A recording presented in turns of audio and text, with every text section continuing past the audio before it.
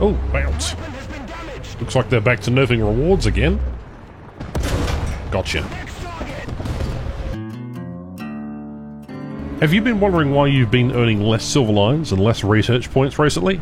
Well, we had the hidden update sort of nerfed the economy briefly during the new update, and obviously that has screwed with a bunch of things. But recently, Gauge Entertainment have announced that, well, they're doing changes to the scoring with the statistics points.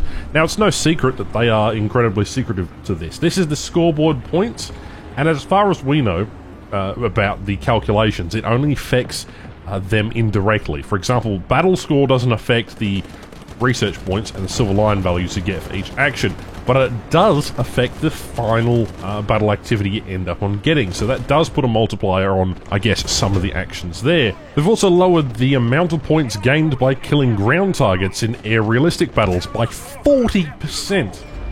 Well, you know, as if update groundbreaking wasn't enough, we get another 25% on, you know, cut points earned for playing mission objectives.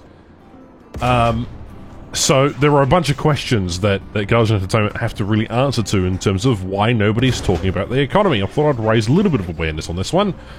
If you haven't seen the blog posts, here it is. The server update talks about how the statistics are calculated and that in turn calculates the scoreboard. Now, again, as I said in the intro, we don't know whether or not this actually applies to everything. So let's go through their statement at the very top. In Update Groundbreaking, we seriously reworked many mechanics for the mission scoring, as well as rebalancing values and multipliers for actions in different vehicles, in different game modes.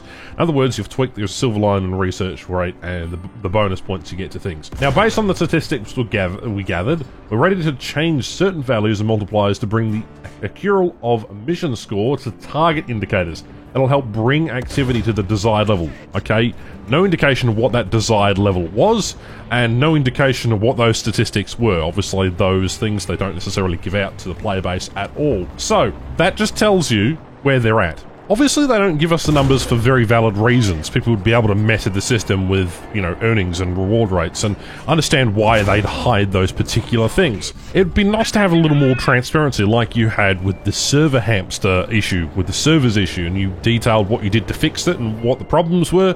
I'd love to see sort of a breakdown expansion on how you managed to come up with this particular change, because in hindsight it doesn't look like a bad change, but when you start to dig deeper it looks incredibly bad. Now, I made a video talking about the statistic changes and how long players actually play for. I asked the community as a poll, this is a while ago, or like probably 6-7 months ago, and then I talked about the indirect statistics of what some of the people had told me. Now, content partner managers actually let slip during one of their meetings with the content creators that, well, most players are at rank 4 and 5, meaning that the median time to grind, because they've already got something that's that high tier, they won't probably go and grind more stuff. Or, the longitude probability is that they've realised, Gauge Entertainment that is, that players are researching things too quickly, so they must adjust the scores. Now, this isn't common for people to rebalance or redo, but in hindsight, when you look at the score changes, it just ties into the economy update, it just ties into how Matchmaker works and how they want to put you in quicker matches because people are only playing for X amount of time. So you look at top tier, you know, a match will be probably 2 to 3 minutes. Well, the battle activity update that they did earlier this year really reflected on some of those changes. And what we're seeing from this score change, where you're flying an aircraft or, you know, in simulator or whatever, is people are just going after kills because that's the only way you can increase your score, and then artificially at the end of a battle raise the minimum amount of research and silver you get per action, which applies really into the battle activity scene. And I mean, they've buffed light tank gain incredibly. There goes heavy tanks, I suppose. And there's also the fact that air kills give you around 670 score, which is better than it was previously. But Gauge's recent changes are encouraging kill stealing and increasing conflicts between players, which already, I remember the time when there was actual cohesion and teamwork between players. Good luck getting score because you're not doing dogfighting with an enemy vehicle now. Especially with the 25%, you know, nerf that we already had in groundbreaking, and now the 40% to ground targets, making it nearly ineffective to really play a ground attacker or a premium attacker in order to get some sort of earning out of a top-tier match. Now, I understand that you have to justify your position as a developer in order to continue making changes, but tweaking things like this wasn't a necessary change, was it?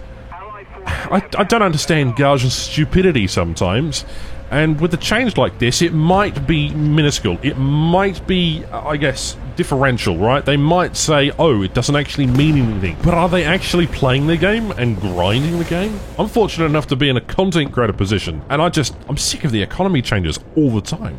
Now, I'm going on 8 years, almost 9 at this rate, but I'm almost at the stage where I'm ready to recommend other games to other people.